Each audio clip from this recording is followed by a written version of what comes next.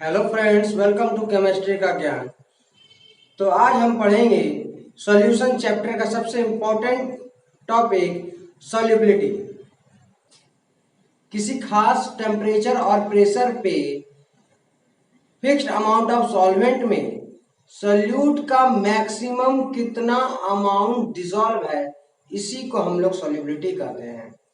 यानी अगर हम सॉल्युबिलिटी का डिफिनेशन देखें, the solubility of a substance is its maximum amount that can dissolve in a given amount of solvent under a given set of temperature and pressure। तो एक किसी खास temperature और प्रेशर पे किसी फिक्स्ड अमाउंट ऑफ सॉल्वेंट में कितना solute maximum amount में घोला गया है, यानी यहाँ पे मैक्सिमम अमाउंट लिया गया है सॉल्यूट का, यानी सॉल्यूट का कितना मैक्सिमम अमाउंट उस सॉल्यूशन में, उस सॉल्वेंट में डिसॉल्व है, घुला हुआ है। यानी यहाँ पे बात हो रही है सैचुरेटेड सॉल्यूशन की। तो सैचुरेटेड सॉल्यूशन है क्या, हम जान लेते हैं। फॉर एग्जांपल, आप मान लो एक ग्लास पानी लिए हो और उसमें आप चीनी ऐड कर रहे हो और उसको घोल रहे हो। थोड़ी देर बाद आप देखोगे कि चीनी घुल गया। उसके बाद फिर आप क्या करोगे, और चीनी को ऐड करोगे और फिर उसको चम्मच से आप घुमाओगे, फिर चीनी क्या होगा, डिसॉल्व हो जाएगा। ऐसा आप करते रहोगे। एक सर्टेन टाइम आएगा जब शुगर जो है उस वाटर में डिसॉल्व होना बंद हो जाएगा। आप चाहे कितना भी उस चम्मच को आप घुमाएं, तो उस समय को हम कहेंगे सॉल्यूशन सैचुरेटेड हो चुका है। जितना सॉल्यूट डिसॉल्व होना था वो हो गया, अब उसके पास जगह नहीं है कि वो घुल सके। तो ऐसे सॉल्यूशन को हम लोग कहते हैं सैचुरेटेड सॉल्यूशन। तो सैचुरेटेड सॉल्यूशन क्या है कि ऐसे सॉल्यूशन जिसमें फर्दर मोर सॉल्यूट डिसॉल्व ना हो सके, ज्यादा सॉल्यूट और घोला ना जा सके, इसी को कहते हैं सैचुरेटेड सॉल्यूशन। तो सॉल्युबिलिटी एक कंडीशन है सैचुरेटेड सॉल्यूशन का। अब हम लोग सॉल्युबिलिटी का यूनिट क्या है वो देखते हैं। तो सॉल्युबिलिटी का यूनिट अगर हम बात करें तो सॉल्युबिलिटी को हम लोग ग्राम पर लीटर से भी डिनोट करते हैं कि पर लीटर में, पर यूनिट वॉल्यूम में कितना ग्राम घुला हुआ है, ये सॉल्युबिलिटी है। सॉल्युबिलिटी को हम लोग मोल पर लीटर से भी डिनोट करते हैं कि पर लीटर में कितना मोल डिसॉल्व है। और एक सॉल्युबिलिटी को हम लोग मोल फ्रैक्शन के रूप में भी दिखाते हैं। ऐसा आगे आएगा, हम डिस्कस करेंगे। कंडीशन कब है, जब आप गैस डिसॉल्व करोगे। अगर आपका सॉल्यूट गैस है सॉल्यूशन में, तो वहां पे हम लोग मोल फ्रैक्शन से भी सॉल्युबिलिटी को डिनोट करते हैं कि उस सॉल्यूशन में गैस का कितना मोल फ्रैक्शन घुला है, और ये मोल फ्रैक्शन बताता है कितना अमाउंट सॉल्यूट का डिसॉल्व है। तो ये 3 यूनिट जो है वो सॉल्युबिलिटी का है। मोल फ्रैक्शन ऑफ गैस हम लोग आगे पढ़ेंगे। अब हम लोग पढ़ेंगे solubility of solid in liquid, यानी एक ऐसा सॉल्यूशन जिसमें सॉल्यूट सॉलिड है और सॉल्वेंट लिक्विड। तो किसी सॉलिड की लिक्विड में सॉल्युबिलिटी किस किस फैक्टर पर डिपेंड करती है। तो 2 फैक्टर पे डिपेंड करती है। पहला है नेचर ऑफ सॉल्यूट और दूसरा फैक्टर है टेम्परेचर।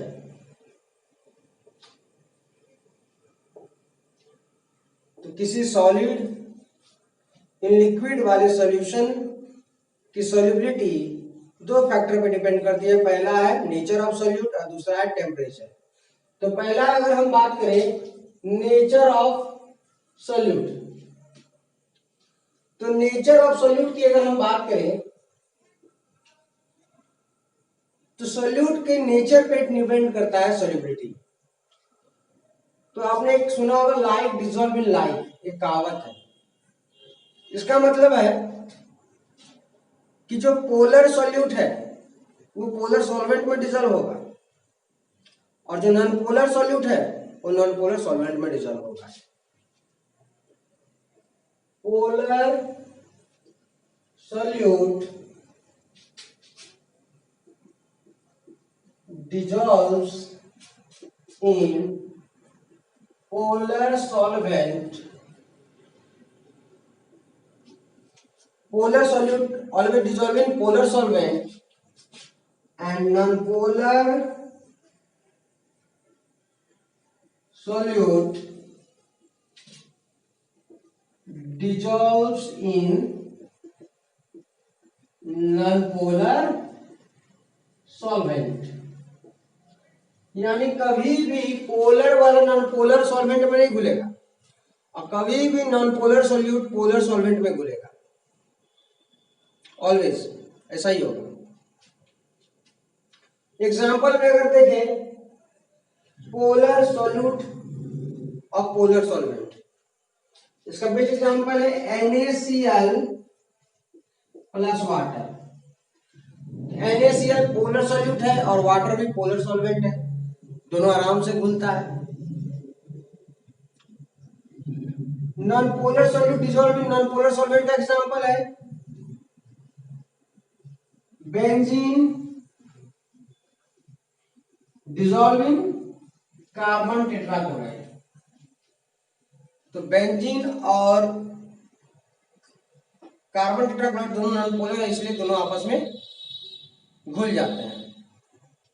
तो हमने जाना है यहाँ पे कि पोलर सब्सटेंस का पोलर सॉल्वेंट में ही घुलेगा, नॉन पोलर में नहीं घुलेगा, अगर घुलेगा भी तो बहुत कम घुलेगा। उसी तरह non polar solute always non polar solvent में घुलेगा, अगर पोलर सॉल्वेंट में घुलेंगे तो वो नहीं घुलेगा, अगर घुलेगा भी तो बहुत काफी कम अमाउंट उसका घुलेगा। तो आइए अब हम आगे बढ़ते हैं टेम्परेचर पे। टेम्परेचर को देखें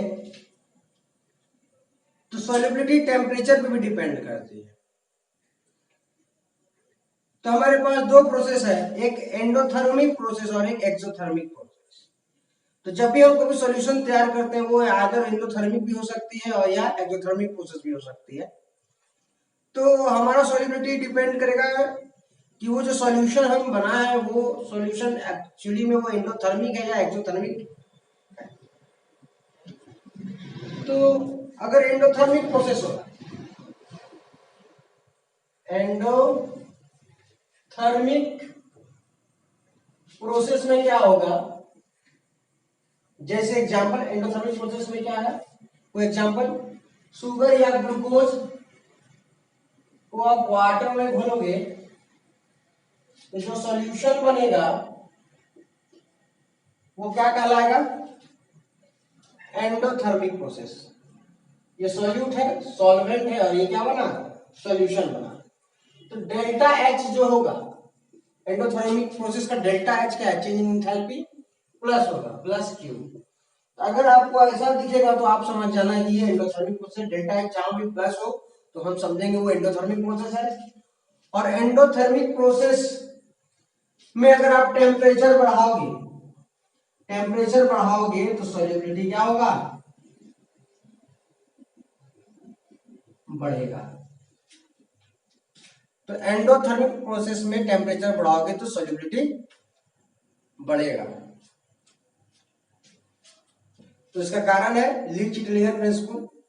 तो जो हम सॉल्यूशन बनाते हैं, सॉल्यूट प्लस सॉल्वेंट से जो हम सॉल्यूशन बनाते हैं वो एक रिवर्सिबल प्रोसेस है, क्योंकि हमने बात किया था सैचुरेटेड सॉल्यूशन का, और सैचुरेटेड सॉल्यूशन क्या है, स्टेट ऑफ इक्विलिब्रियम।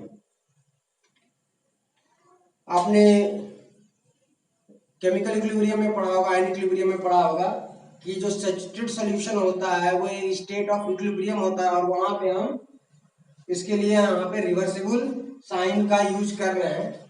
तो अकॉर्डिंग टू लीच-टिलियर प्रिंसिपल अगर आप टेम्परेचर बढ़ाओगे तो रिएक्शन किधर मूव शिफ्ट करेगा, टुवर्ड एंडोथर्मिक डायरेक्शन। तो एंडोथर्मिक डायरेक्शन कौन सा है, शुगर प्लस वाटर, ये क्या बन रहा है, एंडोथर्मिक डायरेक्शन में जा रहा है। ये कौन सा डायरेक्शन है? एंडोथर्मिक डायरेक्शन, यानी चीनी जब पानी में मिल रहा है, सॉल्यूट जब सॉल्वेंट में मिल रहा है, सॉल्यूशन बन रहा है, तो ये एंडोथर्मिक डायरेक्शन है। तो लीचिट्लियर का क्या कहना था कि अगर आप टेम्परेचर बढ़ाओगे तो रिएक्शन उस डायरेक्शन मूव करेगा जिधर एंडोथर्मिक डायरेक्शन में। कहने का मतलब एंडोथर्मिक डायरेक्शन में रिएक्शन शिफ्ट करेगा। तो रिएक्शन फॉरवर्ड डायरेक्शन में शिफ्ट कर रहा है, यानी सॉल्युबिलिटी क्या हो रहा है? बढ़ रहा है, यानी शुगर वाटर मिलकर के सॉल्यूशन बन रहा है। तो टेम्परेचर बढ़ाने पे सॉल्युबिलिटी क्या हो रहा है? इंक्रीज हो रहा है। अगर हम बात एक्सोथर्मिक प्रोसेस की करें,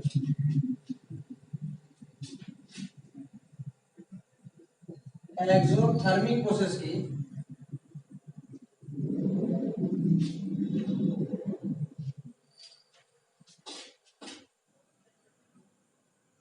सॉल्यूट प्लस सॉल्वेंट क्या बन जाएगा? सॉल्यूशन। और इसका जो डेल्टा एच होगा वो क्या होगा? Minus Q. तो अगर डेल्टा एच माइनस हो तो हम समझ जाएंगे रिएक्शन क्या है, वो एक्सोथर्मिक है। तो जब एक्सोथर्मिक रिएक्शन में, एक्सोथर्मिक प्रोसेस में अगर आप टेम्परेचर बढ़ाओगे तो सॉल्युबिलिटी क्या होगा? घट जाएगा। यानी यहां पे उल्टा काम होगा, टेम्परेचर बढ़ाओगे तो सॉल्युबिलिटी क्या होगा?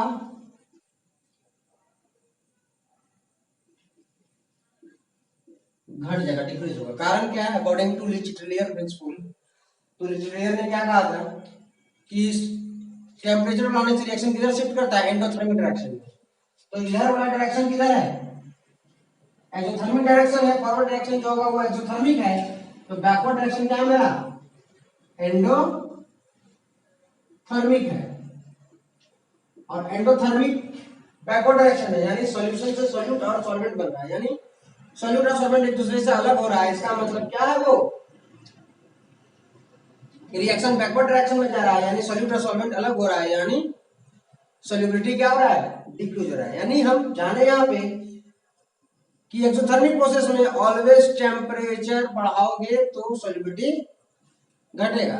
एग्जांपल में आप चूना को जब पानी में घोलोगे तो चूना और पानी जब घुलता है तो एक्सोथर्मिक प्रोसेस है। चूना को अगर ठंडा पानी में घोला जाए तो वो जल्दी घुलेगा, अगर गर्म पानी में घोला जाए तो वो बहुत धीरे धीरे घुलेगा। कारण है कि टेम्परेचर बढ़ने पर सॉल्युबिलिटी घट गया। अब हम लोग पढ़ेंगे सॉल्युबिलिटी ऑफ गैस। तो अगर किसी लिक्विड में अगर हम गैस डिसॉल्व करेंगे तो क्या होगा? तो जब अगर कोई लिक्विड में अगर हम गैस पास करेंगे तो गैस का कुछ अमाउंट उस लिक्विड में डिसॉल्व हो जाएगा। तो इसका एक एग्जांपल है, आप जो कोल्ड ड्रिंक पीते हैं तो वो कोल्ड ड्रिंक एक कार्बोनेटेड ड्रिंक है, उसमें CO2 गैस डिसॉल्व किया जाता है हाई प्रेशर से। तो आइए हम जानते हैं कि सॉल्युबिलिटी ऑफ गैस किस किस फैक्टर पे डिपेंड करता है। तो पहला फैक्टर है nature of gas. Nature of gas and solvent, दोनों का नेचर कैसा है इस पे डिपेंड करता है, गैस का नेचर कैसा है और सॉल्वेंट का नेचर कैसा है। दूसरा फैक्टर पे डिपेंड करता है वो टेम्परेचर पे।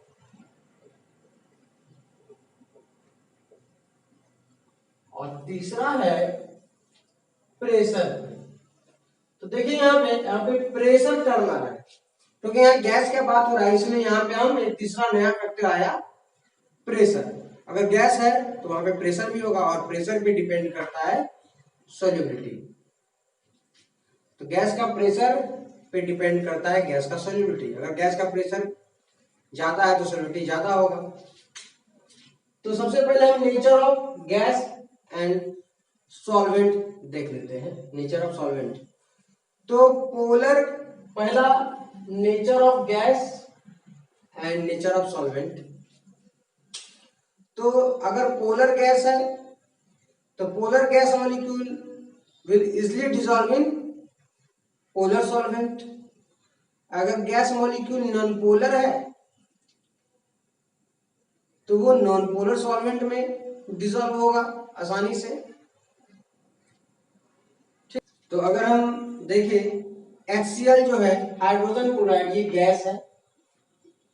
HCl गैस वाटर में बहुत आसानी से घुल जाता है, क्योंकि वाटर क्या है, पोलर है, और HCl भी पोलर है। तो इसका सॉल्युबिलिटी बहुत ज्यादा है, इसका सॉल्युबिलिटी बहुत ज्यादा है। लेकिन जब यही HCl गैस को हम किसमें पास करते हैं, हम बेंजीन में पास करते हैं।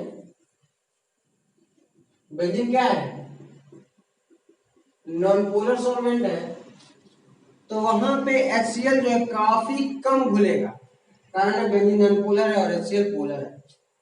तो इसका सॉल्युबिलिटी क्या होगा, काफी कम होगा।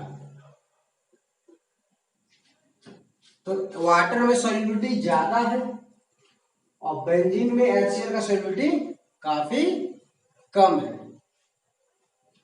तो एक बार फिर से मैं बताता हूं कि पोलर गैस मॉलिक्यूल जो है पोलर सॉल्वेंट में ज्यादा घुलता है, और polar gas molecule non polar solvent में काफी कम घुलता है।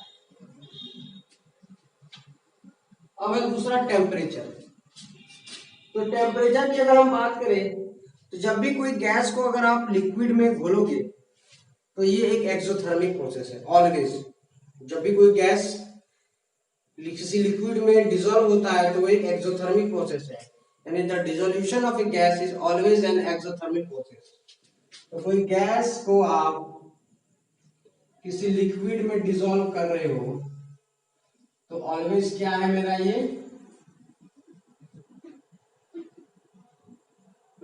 एक्सोथर्मिक प्रोसेस है। तो एक्सोथर्मिक प्रोसेस में डेल्टा H क्या होगा जी, नेगेटिव। तो अकॉर्डिंग टू लीच-हीटर प्रिंसिपल अगर टेम्परेचर बढ़ाया जाए, अगर आप टेम्परेचर को बढ़ाओगे तो लीच-हीटर प्रिंसिपल क्या बोलता है, एक्सोथर्मिक प्रोसेस में टेम्परेचर बढ़ाने पे सॉल्युबिलिटी घटता है अकॉर्डिंग टू लीच-हीटर प्रिंसिपल। तो सॉल्युबिलिटी क्या होगा इसका, घट जाएगा, क्योंकि और increasing temperature reaction will shift in the endothermic direction. Endothermic direction किधर है, बैकवर्ड डायरेक्शन, यानी सॉल्यूट गैस और लिक्विड दोनों एक दूसरे से अलग होगा। तो इसका एक एग्जांपल मैं देता हूं कि जो एक्वाटिक लाइफ है वो ज्यादा सेफ है कोल्ड वाटर में।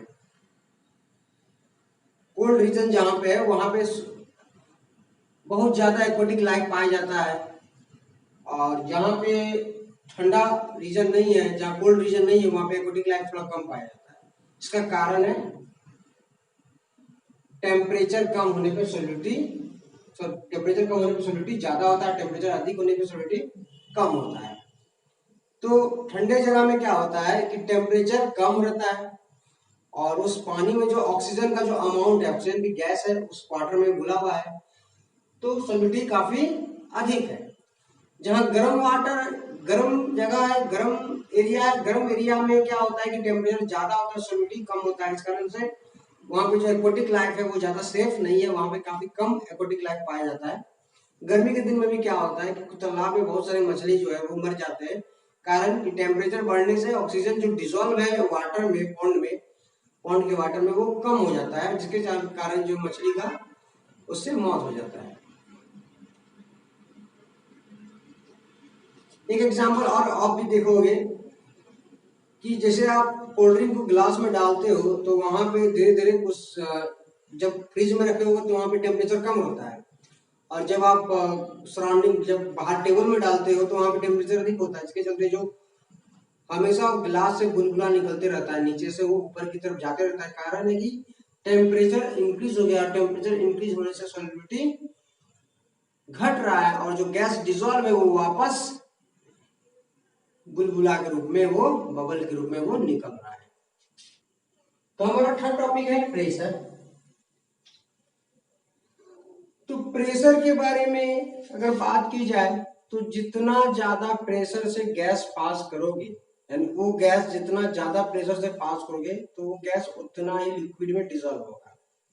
यानी कहने का मतलब गैस का जितना ज्यादा पार्शियल प्रेशर होगा उतना ही गैस का अमाउंट डिजोल्व होगा, उतना ही गैस का मोल फ्रैक्शन डिजोल्व होगा। तो यहाँ पे हम लोग हेनरी लॉ पढ़ेंगे। तो हेनरी एक साइंटिस्ट था जिसने गैस के प्रेशर पे अध्ययन किया था कि गैस के प्रेशर और सॉल्युबिलिटी में क्या रिलेशन है। तो उन्होंने क्या क्या कहा था कि the solubility of gas is directly proportional to the partial pressure of gas. तो उस गैस का जितना ज्यादा पार्शियल प्रेशर होगा, यानी जितना ज्यादा प्रेशर होगा उस गैस का, उतना ज्यादा वो गैस डिसॉल्व होगा। The solubility of gas is directly proportional to the partial pressure, यानी और solubility हम किस में लेंगे, मोल फ्रैक्शन में। तो जितना ज्यादा पार्शियल प्रेशर होगा गैस का उतना ज्यादा उस गैस का मोल फ्रैक्शन डिसॉल्व होगा। देखिए यहाँ सॉल्युबिलिटी हमने बताया था कि मोल फ्रैक्शन से रिप्रेजेंट करेंगे। तो एक बार हम इसको इक्वल करें तो कांस्टेंट लगाना होगा, कांस्टेंट है KH।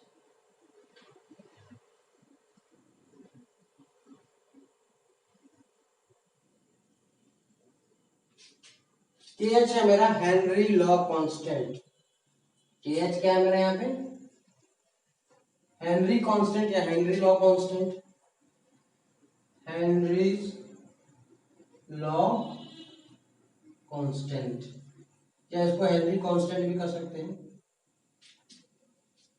तो यानी यहां से पता चल रहा है कि जो गैस का जो सॉल्युबिलिटी है वो प्रेशर के डायरेक्टली प्रोपोर्शनल है। यानी कि अगर प्रेशर जितना ज्यादा होगा गैस का सॉल्युबिलिटी उतना ज्यादा होगा, गैस का उतना ही ज्यादा अमाउंट घुला रहेगा, गैस का उतना ही ज्यादा मोल घुला रहेगा, यानी गैस का उतना ही ज्यादा मोल फ्रैक्शन होगा।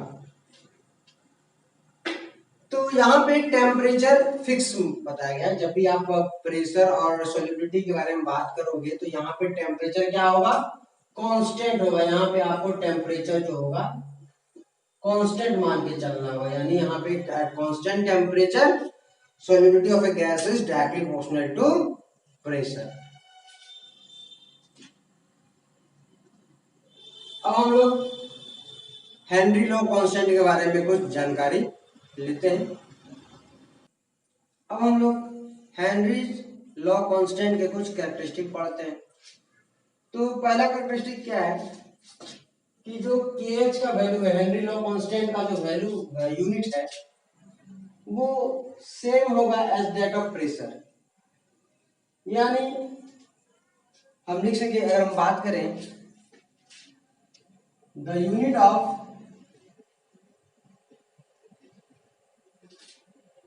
KH यानी Henry law constant is same as that of pressure.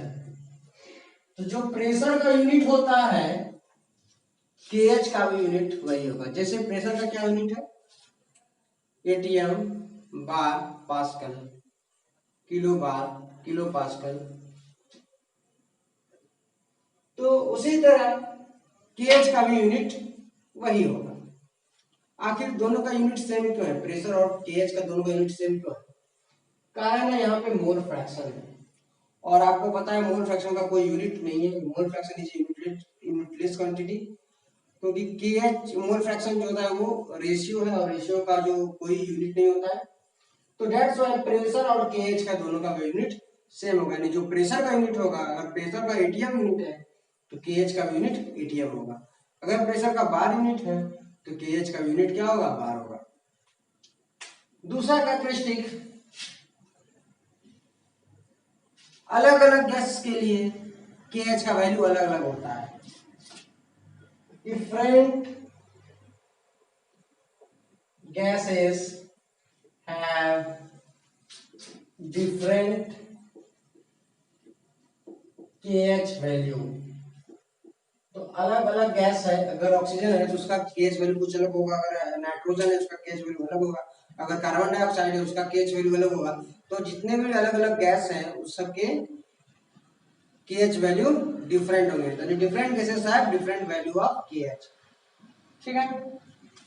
तीसरा है, अगर कोई गैस है और सॉल्वेंट चेंज कर दिए फिर भी उसका केएच का वैल्यू चेंज हो जाएगा। तो किसी भी गैस का केएच वैल्यू फिक्स नहीं है, यानी सॉल्वेंट चेंज करने पे केएच वैल्यू चेंज हो जाएगा। The KH value of gas is different in different solvent. Solvent अगर आप बदल दोगे तो उस गैस का हेनरी लॉ कांस्टेंट का वैल्यू चेंज हो जाएगा। चौथा है, द केएच वैल्यू यानी Henry law constant value of a gas depends on temperature. अगर आप टेम्परेचर बढ़ाओगे तो केएच का वैल्यू बढ़ेगा। तो टेम्परेचर बढ़ाने से केएच वैल्यू बढ़ेगा, अगर केएच वैल्यू बढ़ेगा तो सॉल्युबिलिटी घटेगा। तो आप जानते हो कि टेम्परेचर बढ़ाओगे तो गैस का सॉल्युबिलिटी क्या होगा, घट जाएगा। तो on increasing temperature the KH value decreases. Sorry, on increasing temperature KH value increases. KH value increases, गलती से मेरे से बोला गया डिक्रीजेस। तो टेम्परेचर बढ़ाने पे केएच वैल्यू बढ़ेगा और केएच वैल्यू बढ़ेगा, सॉल्युबिलिटी क्या होगा, घटेगा। तो केएच वैल्यू जिसका ज्यादा होगा, केएच वैल्यू जिसका ज्यादा होगा सॉल्युबिलिटी उसका कम होगा। अगर केएच वैल्यू जिसका कम होगा सॉल्युबिलिटी वैल्यू उसका उतना ही ज्यादा होगा। यानी जिस गैस का केएच वैल्यू ज्यादा उसका सॉल्युबिलिटी कम, और जिस गैस का केएच वैल्यू जितना कम उसका सॉल्युबिलिटी उतना ही ज्यादा। तो कुछ हम एक दो एग्जांपल से दिखाना चाहते हैं। कुछ गैस का हम सॉल्युबिलिटी केएच वैल्यू लिख के हम बताना चाहते हैं। तो हमने यहाँ पे कुछ गैस लिया है और उसका केएच वैल्यू किलो बार में लिख दिया है। तो सबसे पहला कैसे, नाइट्रोजन उसका केएच वैल्यू अप्रॉक्स 87 है, हाइड्रोजन का 71 है, ऑक्सीजन का 44 है और कार्बन डाइऑक्साइड का 1.6 है। तो सबसे ज्यादा केएच वैल्यू किसका है, यहाँ पे नाइट्रोजन का। तो जिसका केएच वैल्यू ज्यादा होगा उसका सॉल्युबिलिटी क्या होगा, कम होगा। तो यहाँ पे नाइट्रोजन का सॉल्युबिलिटी सबसे कम है। तो अगर हमें पूछूं कौन सा गैस का सॉल्युबिलिटी सबसे ज्यादा होगा, तो जिसका केएच वैल्यू सबसे कम होगा। तो सबसे केएच वैल्यू कम किसका है, कार्बन डाइऑक्साइड का। कार्बन डाइऑक्साइड का केएच वैल्यू सबसे कम होने के कारण उसका सॉल्युबिलिटी सबसे ज्यादा है। तो CO2 जो है यहाँ पे सबसे ज्यादा सोल्यूबल गैस है वाटर में। तो अब पांचवा जो कैरेक्टरिस्टिक है, ग्राफ। तो आखिर प्रेशर और गैस के सॉल्युबिलिटी में हम एक ग्राफ ड्रॉ करेंगे। तो उसका स्लोप क्या होगा ये हम देखेंगे, उसका ग्राफ कैसा बनेगा। तो इधर हमने ले लिया गैस का पार्शियल प्रेशर ऑफ गैस और उधर हमने गैस का क्या ले लिया, मोल फ्रैक्शन यानी सॉल्युबिलिटी। तो यहाँ पे क्या देखने को मिल रहा है कि pressure of gas is directly proportional to solubility, यानी y इक्वल टू mx। तो यहाँ पे ग्राफ किसका बन रहा है, y इक्वल टू mx। और y इक्वल टू mx का ग्राफ कहां से ड्रॉ होता है, ओरिजिन से डायरेक्ट स्ट्रेट लाइन।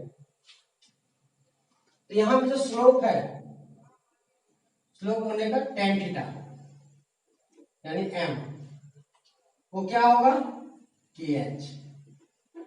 यानी स्लोप जो है वो कांस्टेंट है kh।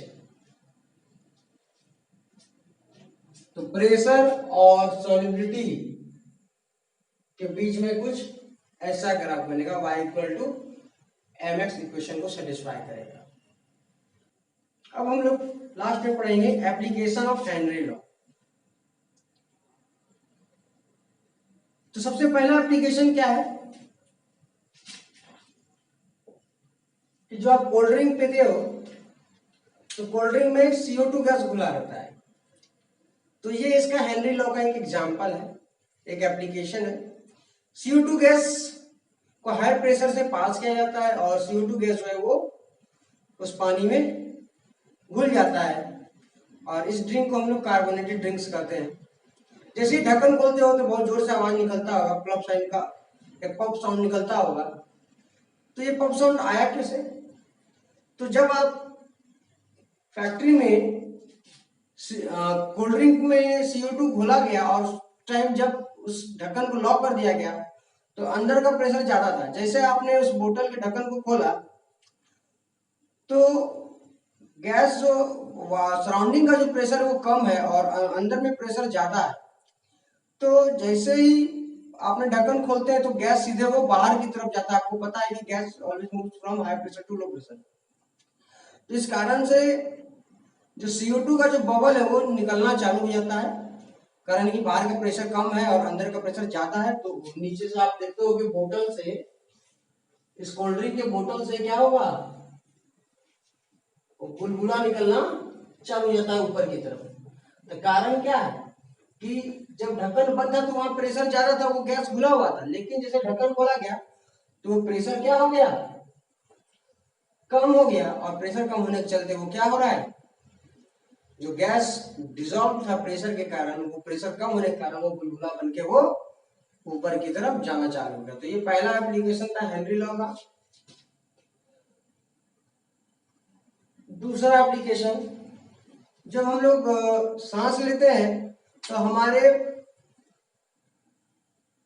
एयर से ऑक्सीजन जो है वो लंग्स में जाता है और ऑक्सीजन जो है, ऑक्सीजन गैस का कुछ ना कुछ पार्शियल प्रेशर, उस प्रेशर के कारण जो है हमारा ऑक्सीजन जो वो ब्लड के होमोग्लोबिन के साथ कंबाइन हो जाता है, यानी ब्लड में वो डिसॉल्व हो जाता है हाई प्रेशर के कारण। और वो क्या बन जाता है, ऑक्सी हेमोग्लोबिन कॉम्प्लेक्स।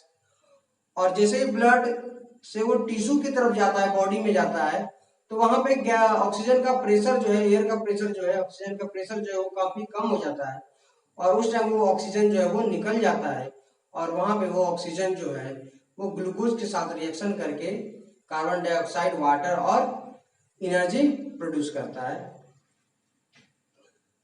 तीसरा कि जब आप हाई एल्टीट्यूड पे जाइएगा, आप पहाड़ पे चढ़ोगे तो वहां पे एयर का मात्रा जो है वो, एयर का प्रेशर धीरे धीरे घटने लगता है और एयर का प्रेशर घटने के कारण हमारा जो ब्लड में ऑक्सीजन का जो सॉल्युबिलिटी है वो घटने लगता है, जिसके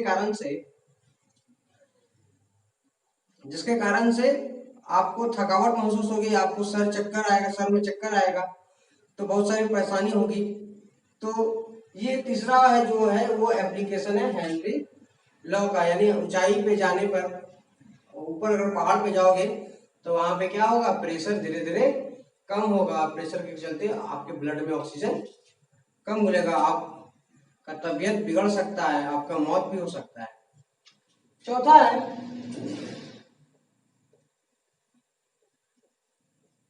है स्कूबा डाइवर्स।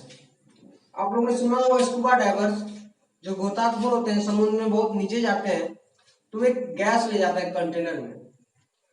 तो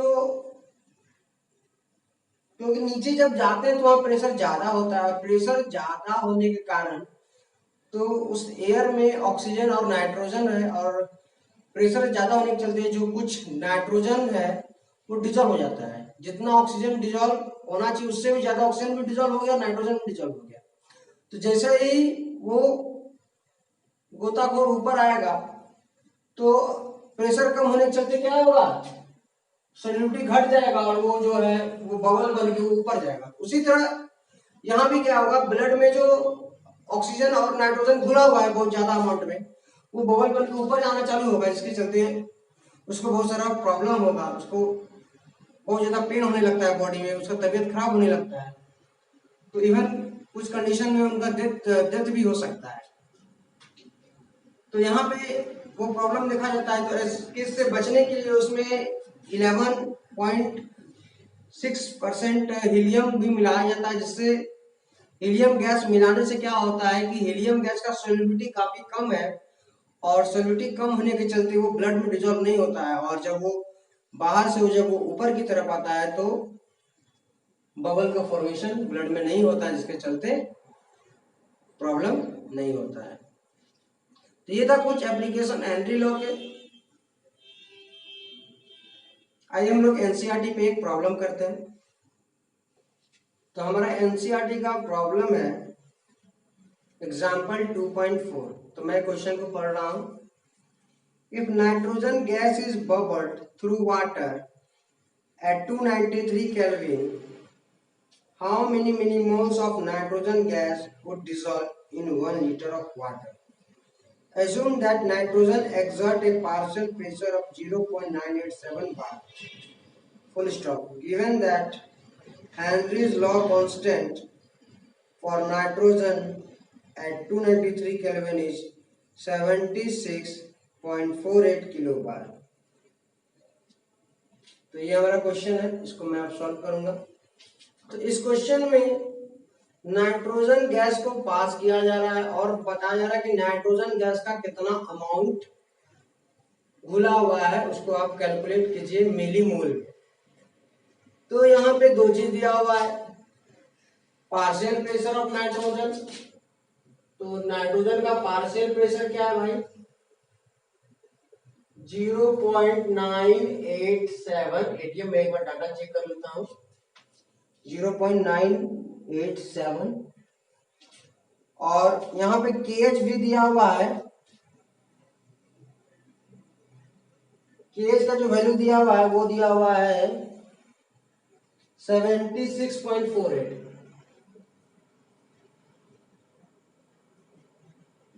सॉरी, ये बार में दिया हुआ है और ये किलो बार में दिया हुआ है। तो देखिए यहाँ पे ना प्रेशर जो है बार में दिया हुआ है और केएच का वैल्यू जो वो है किलो बार में दिया गया है यहाँ पे। तो सबसे पहले हम इसको चेंज कर लेते हैं।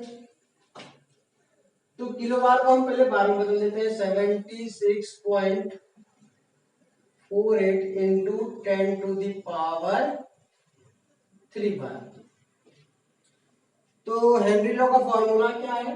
Partial pressure of nitrogen equal to KH mole fraction of nitrogen. तो सबसे पहले अगर हमको नाइट्रोजन का अमाउंट निकालना है तो पहले मोल फ्रैक्शन निकालना होगा, क्योंकि मोल फ्रैक्शन भी अमाउंट के बारे में बताता है।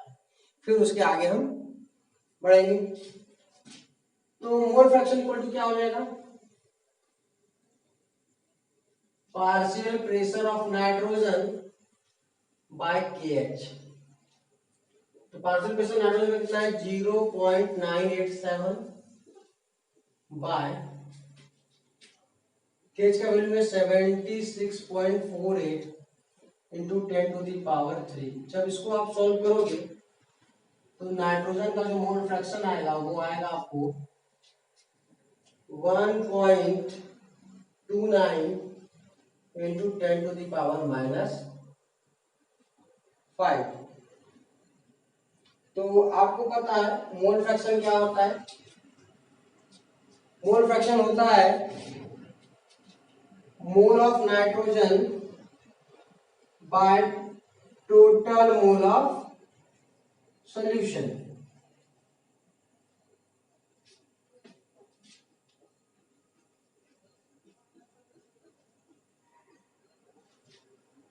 जब भी हम कोई गैस को पानी में डिसॉल्व करते हैं या जब भी हम कोई गैस को लिक्विड में डिसॉल्व करते हैं तो गैस का बहुत कम अमाउंट डिसॉल्व होता है। तो अगर हम नंबर ऑफ मोल की अगर हम बात करें नाइट्रोजन की तो वो काफी कम है number of mole of water से। तो number of mole of nitrogen को हम नेग्लेक्ट कर सकते हैं। तो हम लिख सकते हैं number of mole of nitrogen by number of mole of water भी लिख सकते हैं, क्योंकि नाइट्रोजन को हमने हटा दिया क्योंकि बहुत कम अमाउंट है, equal to 1.29 into 10⁻⁵।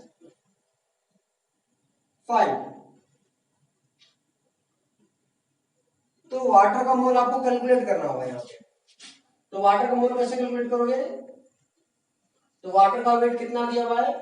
1 litre. 1 litre का मतलब 1000 ग्राम। और उसको डिवाइड किससे कर दोगे, मॉलिक्यूलर वेट कितना है 18, तो इसका जो आंसर है वो 55.5 आएगा। तो mole of nitrogen equal to 55, mole of nitrogen 55.5 equal to 1.29 into 10 to the power -5। तो मोल ऑफ नाइट्रोजन जो होगा वो क्या होगा, 55.5 into 1.29 into 10 to the power -5। तो मोल ऑफ नाइट्रोजन जो होगा, जब इसको हम मल्टीप्लाई करेंगे 7.16 इंटू 10 टू द पावर -4, तो ये इतना इसका मोल आया। हमको बदलना है किसमें, मिली मोल में।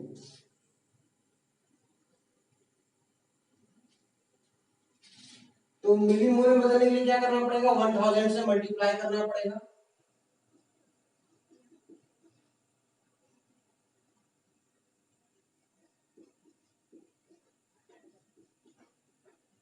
मिली मोल, अगर इसको आगे सॉल्व किया जाए तो mole of nitrogen equal to हो जाएगा 10 टू द पावर -1